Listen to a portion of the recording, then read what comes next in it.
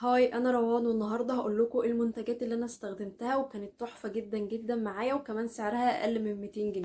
اول حاجه وهو شامبو الو ايفا. الشامبو ده تحفه جدا جدا بالنسبه لي لانه بينضف الشعر وكمان مش بينشفه، ودي اهم حاجه بالنسبه لي. سعره مناسب جدا، هو ب 85 جنيه.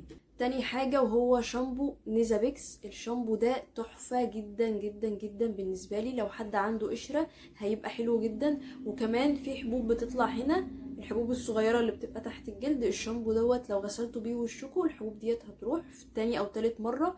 حلو جدا وسعره كمان مش غالي، هو كان تقريبا ب70 او 80 جنيه.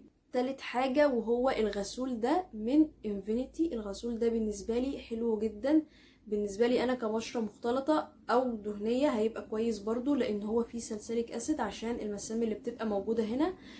وكمان هو جل، يعني مش تقيلة على البشرة، مش هيطلع لنا حبوب صغيرة تحت الجلد. اهم حاجة بس نعرف ان احنا نستخدمه صح، عشان الناس اللي استخدمته غلط قالوا ان هو طلع لهم حبوب. هو جل، وعشان نعرف نستخدمه لازم ايدينا تبقى مبلولة وبشرتنا تبقى على الاقل مندية، وبناخد حتة صغيرة وبنحطها على ايدينا ونعمل كده، وبعد كده نحطه بعد ما يكون رغى على ايدينا.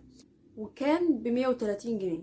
رابع حاجة وهو المرطب دوت شانجل. المرطب ده برضو تحفة لو بشرتكم مختلطة او دهنية.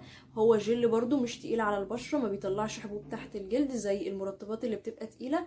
ده يعتبر اغلى واحد فيهم كلهم، ده كان تقريبا ب170 جنيه. اخر حاجة وهو ليب بالم دوت من لونا. حلو جدا جدا جدا، بحطه على الشفايف وخصوصا في الشتاء، بيرطبها حلو جدا، وبحس ان هو بيفضل مكمل معايا، اللي هو مش كل ساعتين عاوزه ارطب. بس في حاجه لازم تعرفوها، ان في منتجات منهم انا اشتريتهم من فتره فممكن يكونوا غليوا، بس هما مش هيعدوا ال200 جنيه.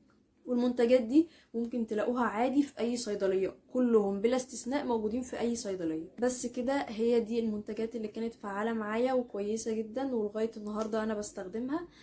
فلو عجبكم الفيديو واستفدتوا حاجة، ما تنسوش تعملوا لايك وسبسكرايب، وكمان تقولوا لي تحبوا الفيديو الجاي يكون عن ايه.